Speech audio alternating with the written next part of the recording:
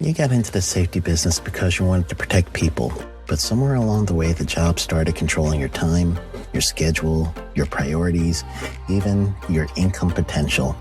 What if the expertise you've built over the years in the field can give you something more?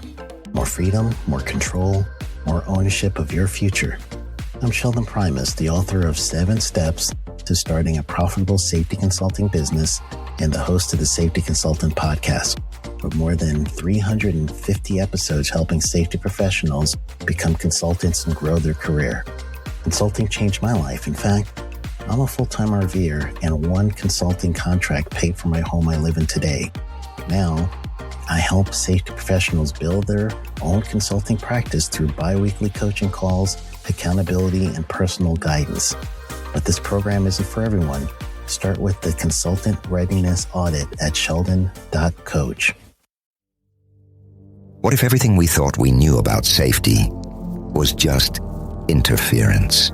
From the host of the Rated R Safety Show and the founder of Safety FM comes the complete Signal Transmission Trilogy, now available in one powerful edition. Safety, in my opinion, the book that started the conversation. Safety Mutation, where the boundaries of culture, systems, and belief begin to break. And now, Safety Transmission, the final piece of the signal. For the first time, all 3 books are together in one volume. The Signal Transmission Trilogy, Complete Edition. This isn't just about compliance. It's about consciousness. It's about decoding the way we think, lead, and live, inside and outside the system. Whether you've been following the signal since the beginning or you're just now tuning in, this is the version to own. Search Signal Trilogy on Amazon or visit safetyfm.com to get your copy now.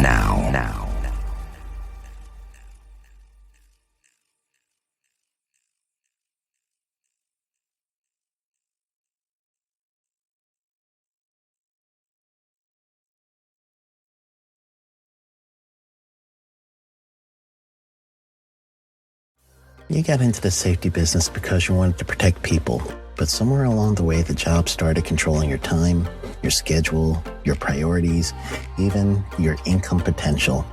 What if the expertise you've built over the years in the field can give you something more? More freedom, more control, more ownership of your future. I'm Sheldon Primus, the author of 7 Steps to Starting a Profitable Safety Consulting Business and the host of the Safety Consultant Podcast, with more than 350 episodes helping safety professionals become consultants and grow their career. Consulting changed my life. In fact, I'm a full-time RVer, and one consulting contract paid for my home I live in today. Now, I help safety professionals build their own consulting practice through bi-weekly coaching calls, accountability, and personal guidance. But this program isn't for everyone. Start with the Consultant Readiness Audit at sheldon.coach. What if everything we thought we knew about safety was just interference? From the host of the Rated R Safety Show and the founder of Safety FM comes the complete Signal Transmission Trilogy, now available in one powerful edition. Safety, in my opinion, the book that started the conversation. Safety Mutation, where the boundaries of culture, systems, and belief begin to break. And now, Safety Transmission, the final piece of the signal. For the first time, all 3 books are together in one volume. The Signal Transmission Trilogy, Complete Edition. This isn't just about compliance. It's about consciousness. It's about decoding the way we think, lead, and live, inside and outside the system. Whether you've been following the signal since the beginning or you're just now tuning in, this is the version to own. Search Signal Trilogy on Amazon or visit safetyfm.com to get your copy now.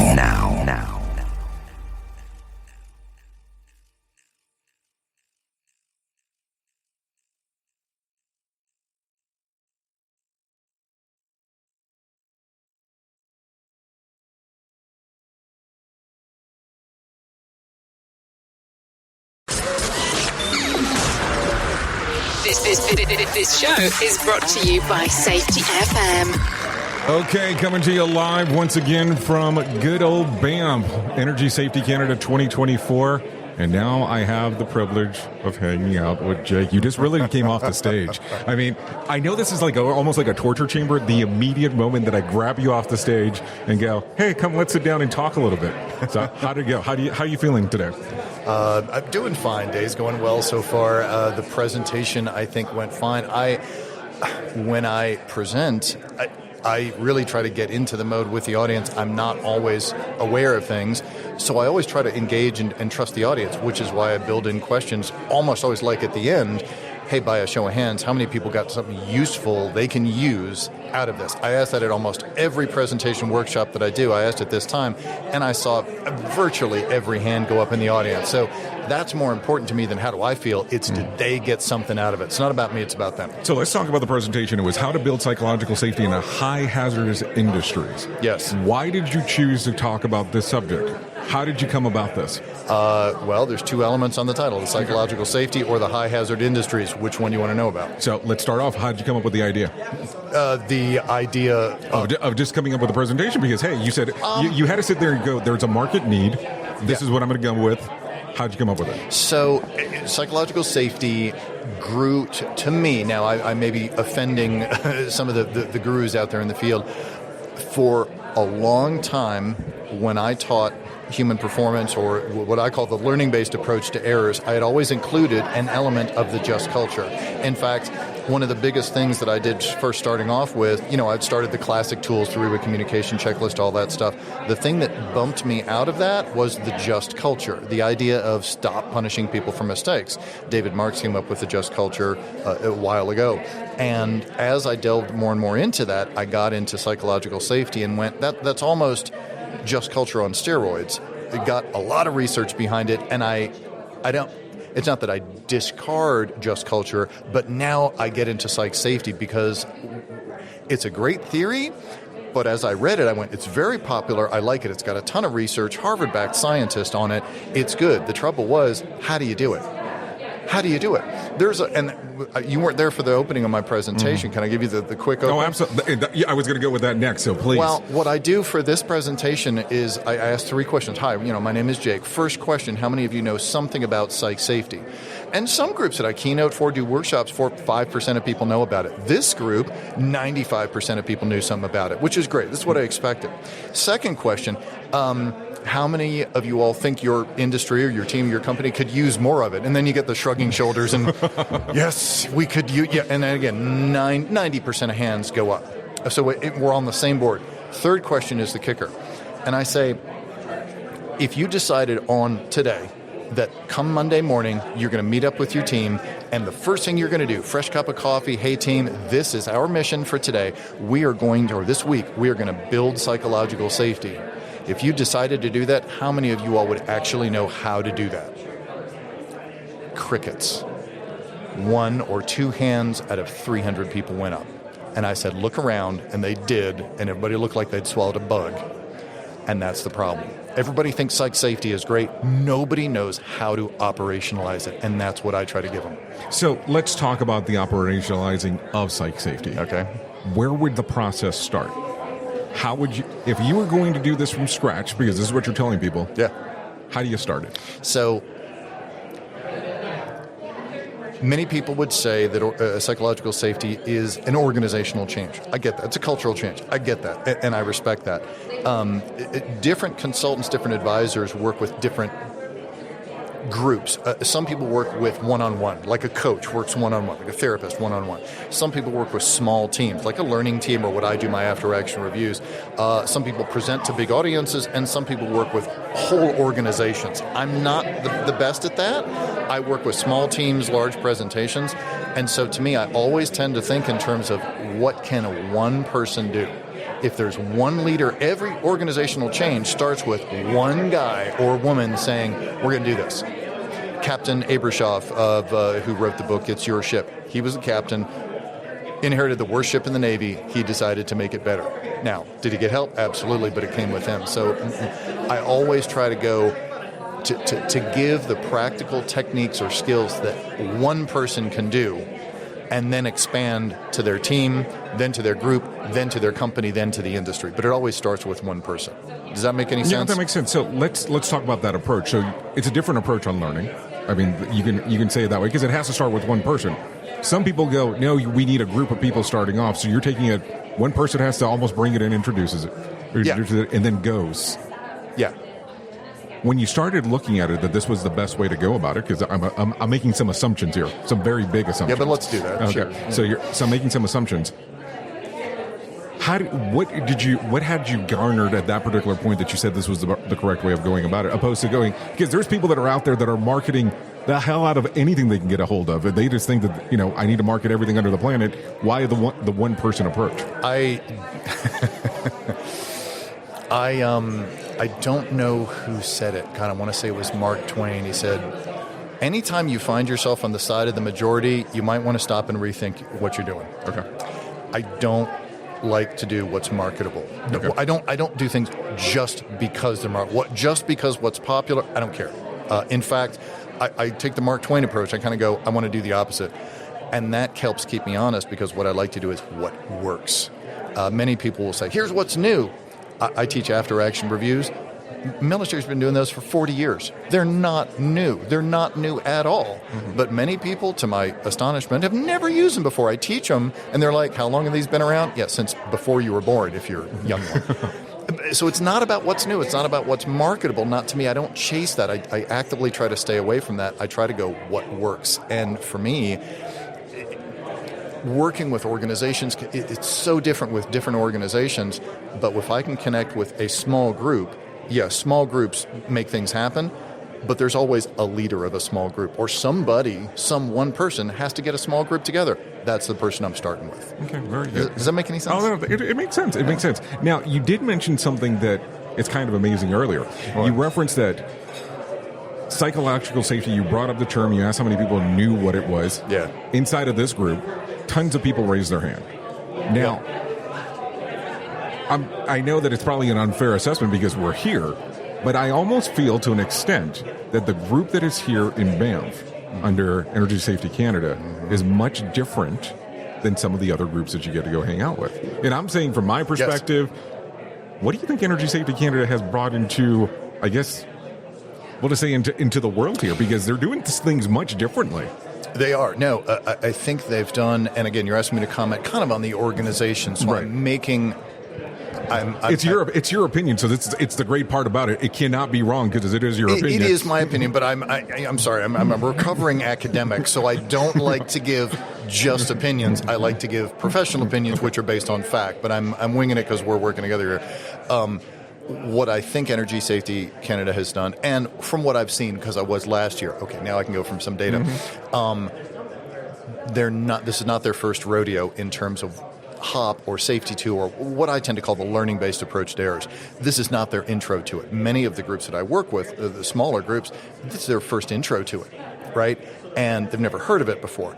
This group, they've heard of it before. They've had different speakers. I did keynoted. I did the number 2 keynote last year on After Action Reviews. Extremely well received, but even for some people there, it wasn't brand new. I gave them a better way to do it, I think, but they've been doing it for a while.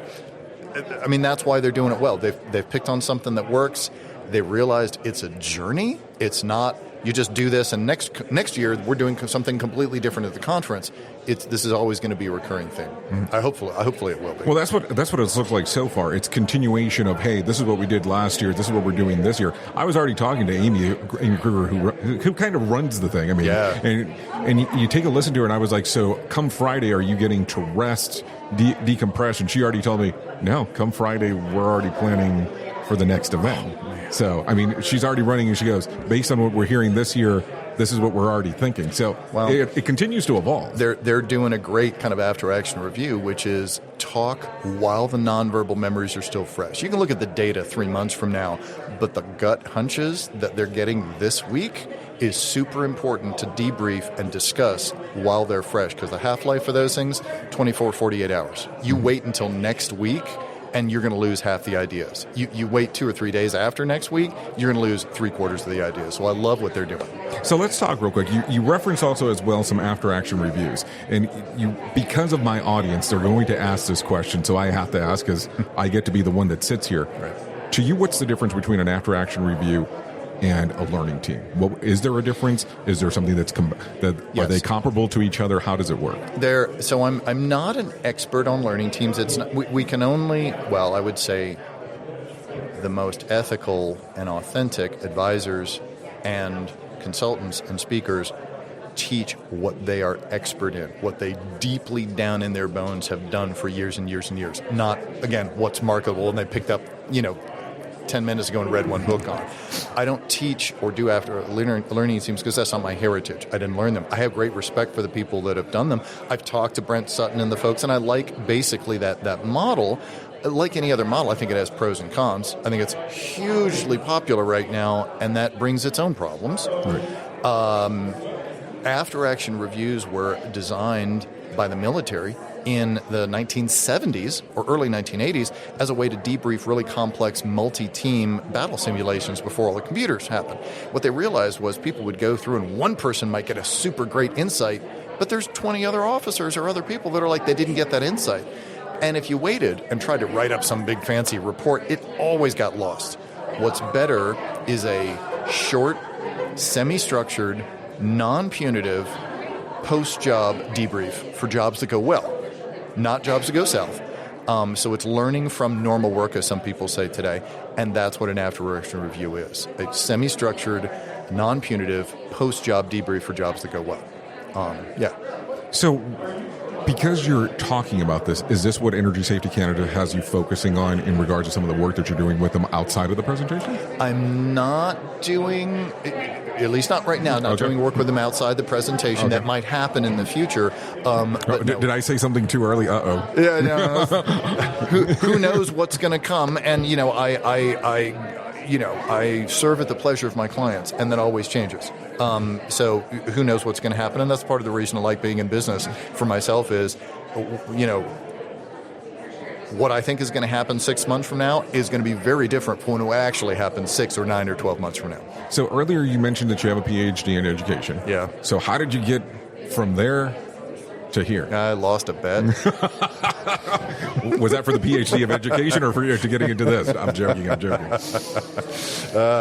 I thought for a while that I wanted to be a professor. I love teaching. It's in my blood. I was bitten by the teaching training bug when I first became a volunteer firefighter. And I went through the trainings and I went, I love this stuff.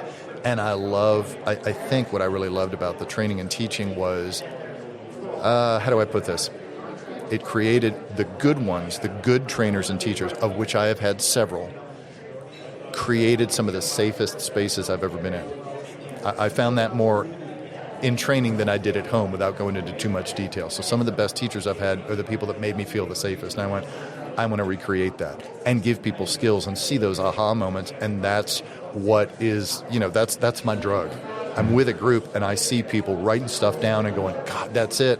Or taking a risk where they feel a little bit nervous saying something. I'm going to go, that's a great idea.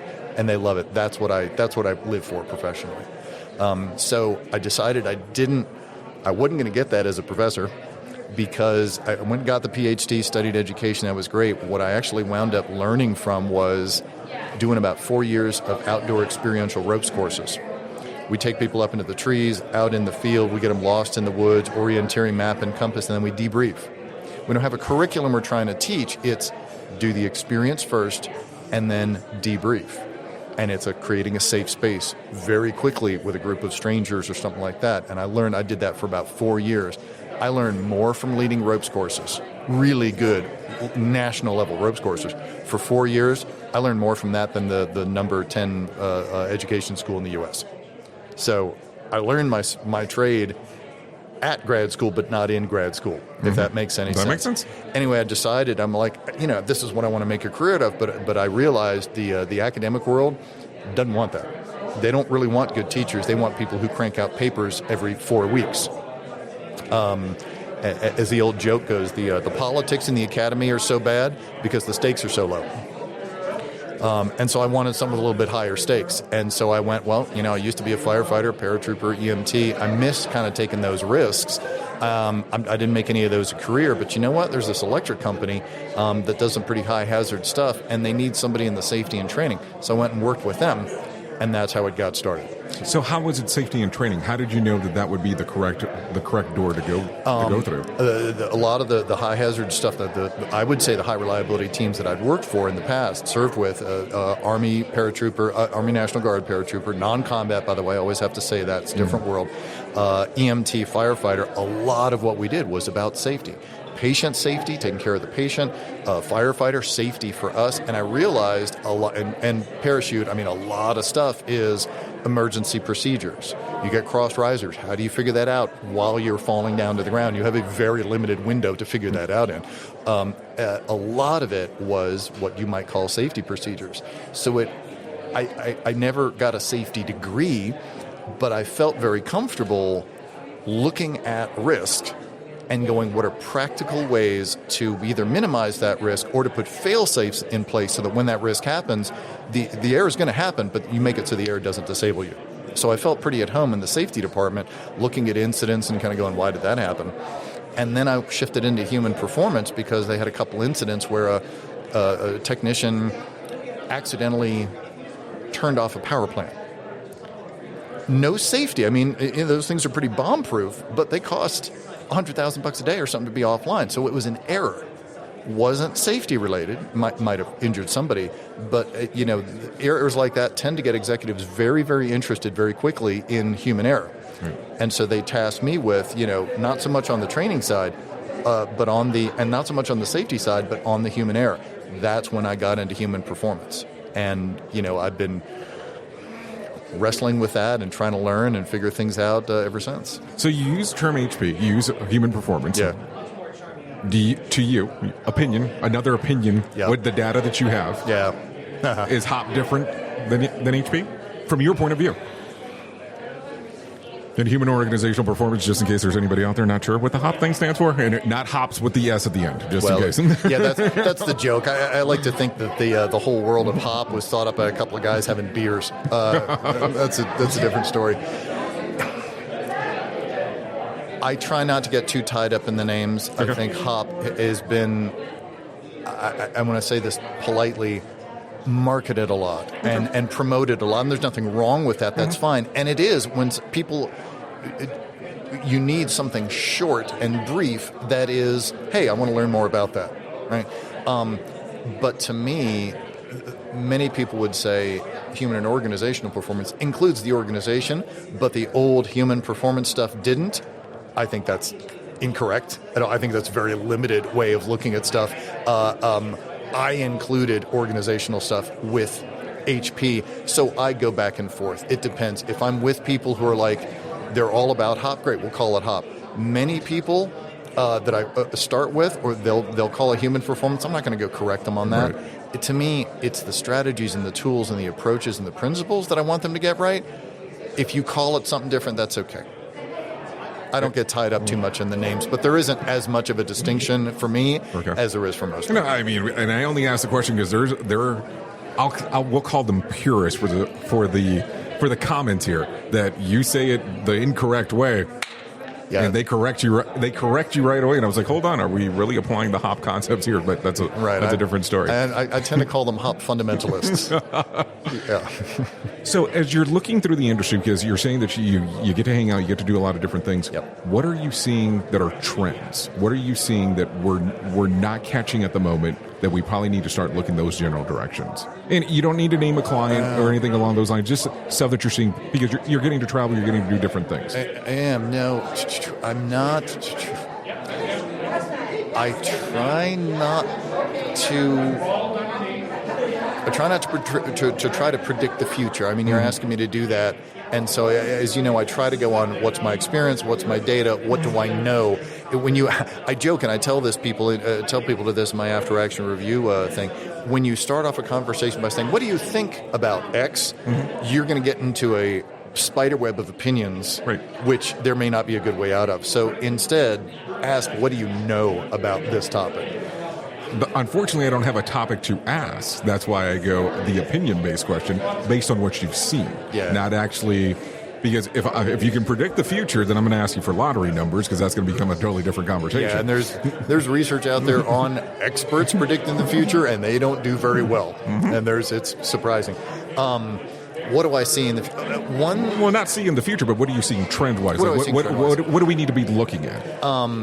One thing that I am seeing, one thing that I do get called in for, I have more than one, several clients basically, without naming names, have called me in saying, we've had other speakers or other presenters and stuff who talked theory, and they might be inspiring, they might be funny, and they might give you a wow, like, wow, I've never thought of that before. And that's valuable. I don't want to get that wrong. That is valuable to have. But then they wound up kind of saying, okay, a month after that presentation, what are we doing differently? And the answer was nothing. That's why they tend to call me. I just give a presentation on psychological safety, and I'm not going to go say what Amy Edmondson said. She's the leader on the theory. But again, I asked my third question. How many people actually know how to build psych safety? Crickets.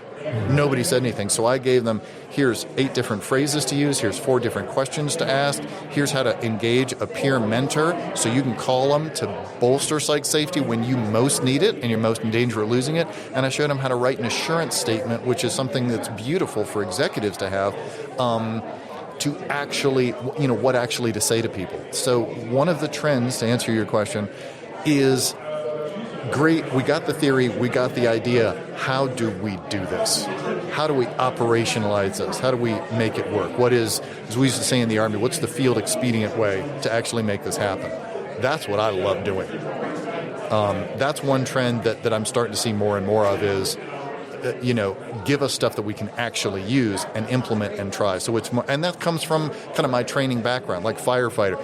Firefighter class, we didn't just talk about firefighter theory. Well, here's how flame works. That's great.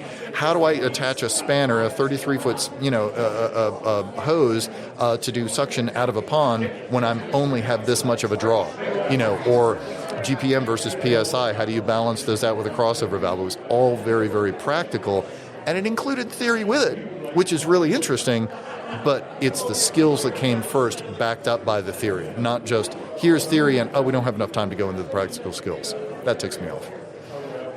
And I think that's where a lot of people miss. It's the practical application. Yeah. This is what's missing inside of the industry. I see a lot of people going out there, they're saying, hey, we have these courses that are available. I can give you a certification in 3 days because you went through some class, and all of a sudden now you're certified in training whatever.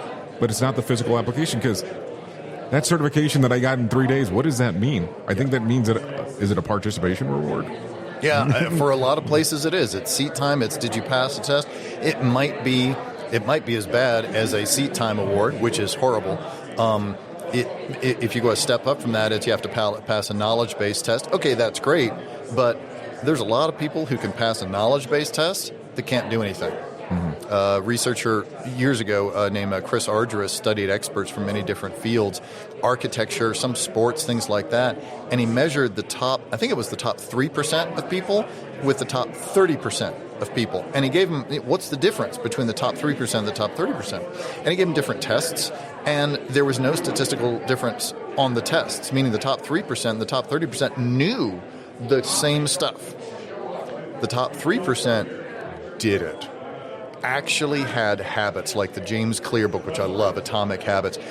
Great quote that I go by. I wish I had thought of it, but I got to attribute it to James Clear. He said, we do not rise to the level of our goals. We fall to the level of our systems. Genius. Perfect, right? Mm-hmm. So you can have great goals. You can have great knowledge. What are the habits you've built? What are the systems you've built? Not just for your team or your company that somebody else is going to implement, but it always starts with you. I always suggest for leaders, when they're doing, for an example, an after-action review, I say, don't delegate that to your people. Don't send out a memo saying, I just took this seminar from Jake and I want you all to do this. Don't do that. You do them. You take the risk. You stand and deliver. And then go from there. So, Jake, let me ask you this real quick. So, you're here. This is your second year in a row out here in Banff. Yes. Hanging out, taking a look around. teaching the world how to change. What do you think about this area? I mean, I have to tell you, this is probably about one of the most beautiful places that I've been to in regards to being able to hang out and do some stuff. I brought my wife up this year because last year I came and I showed up and I said, I'm basically staying at Hogwarts. That's what it looks like. And I do. And I took some videos and my kids went, really? Dad? Really? I asked them, they weren't super big on coming, and I went like, okay, that would expense somewhat. But I felt guilty kind of for enjoying this alone. And mostly it was about work. When I'm here, I'm on mission. I'm in service to my clients and doing the presentation. But now that I've done my half-day workshop and event reviews, which went great, and the breakout on after action reviews, now I get to relax. The best description I've heard of this was up on top of Sulphur Mountain where I went last year, and it was a poster from 1920s, and somebody said, Banff is the Switzerland of North America. I love it. I thought that was great, and that's the best way. That's kind of an insult to the Swiss Alps. It's not quite that, but that's the vibe that you get. Yeah. So what events do you have coming up next that might be open to the public? If you have anything available? I don't do, for example, open enrollment stuff where it's, here, pay this much and come do that. The logistics of doing that are not very great. I'm not saying I won't do them in the future. I do offer, I usually try to do one webinar free, open to anybody. You got to register per month. Some busy months like in April, I didn't have time to do it, but I'm trying to do that about once a month. That's great to do. Most of the work that I do is bespoke, as they say some places. It's your client groups hire me, and it's an internal client group. It's not open. However, 2 conferences that I've got coming up, which are open to the public, come and see me. One is Co-Learning, the CHOL conference. That's going to be outside of Las Vegas. That's going to be, I believe, in June. June the 12th. June the 12th. Thank you for that. And for that, I'm doing actually a half-day workshop on my overview, which is called 7 Practical Steps to Build a Culture of Safety and Human Reliability. That's 7 really good practical steps.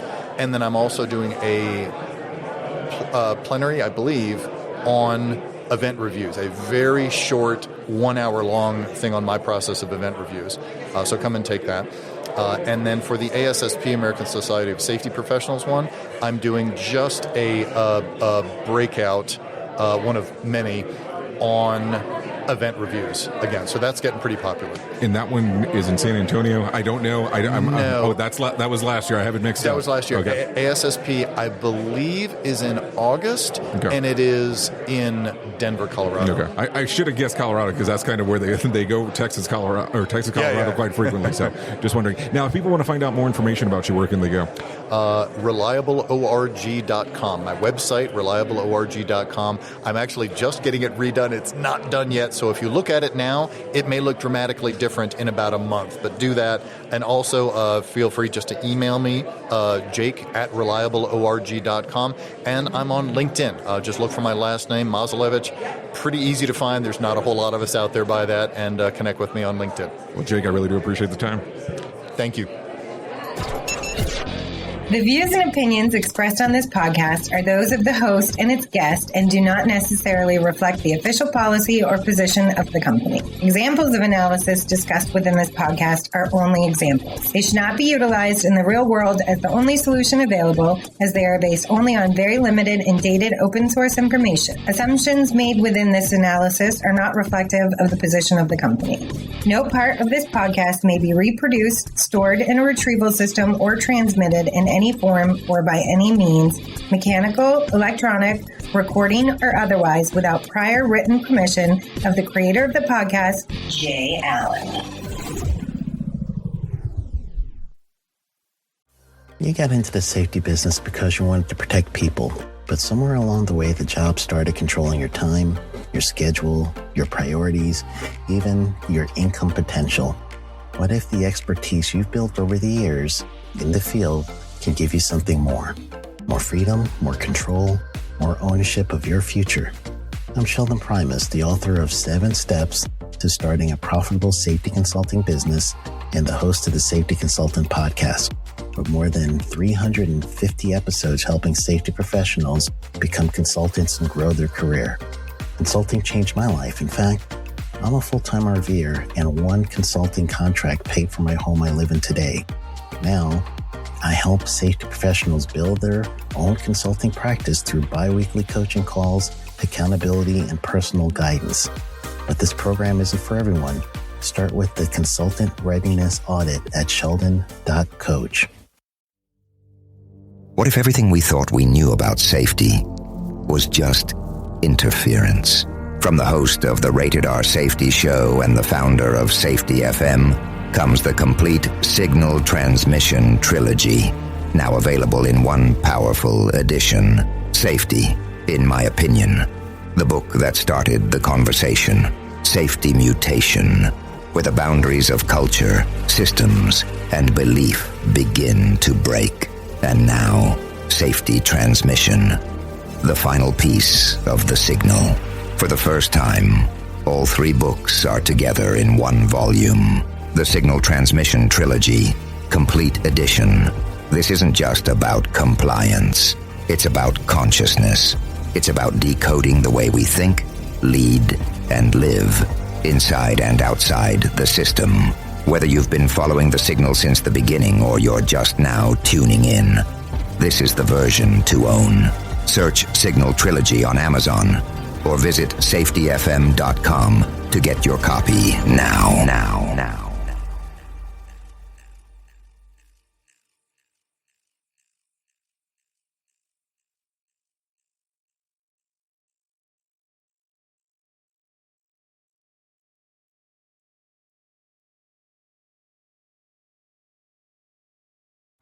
You got into the safety business because you wanted to protect people, but somewhere along the way the job started controlling your time, your schedule, your priorities, even your income potential.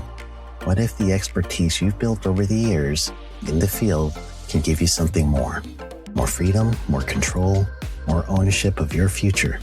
I'm Sheldon Primus, the author of 7 Steps to Starting a Profitable Safety Consulting Business and the host of the Safety Consultant Podcast, with more than 350 episodes helping safety professionals become consultants and grow their career. Consulting changed my life. In fact, I'm a full-time RVer, and one consulting contract paid for my home I live in today. Now, I help safety professionals build their own consulting practice through bi-weekly coaching calls, accountability, and personal guidance. But this program isn't for everyone. Start with the Consultant Readiness Audit at sheldon.coach. What if everything we thought we knew about safety was just interference? From the host of the Rated R Safety Show and the founder of Safety FM comes the complete signal transmission trilogy, now available in one powerful edition. Safety, in my opinion, the book that started the conversation. Safety Mutation, where the boundaries of culture, systems, and belief begin to break. And now, Safety Transmission, the final piece of the signal. For the first time, all three books are together in one volume. The Signal Transmission Trilogy, Complete Edition. This isn't just about compliance. It's about consciousness. It's about decoding the way we think, lead, and live, inside and outside the system. Whether you've been following the signal since the beginning or you're just now tuning in, this is the version to own. Search Signal Trilogy on Amazon or visit safetyfm.com to get your copy now.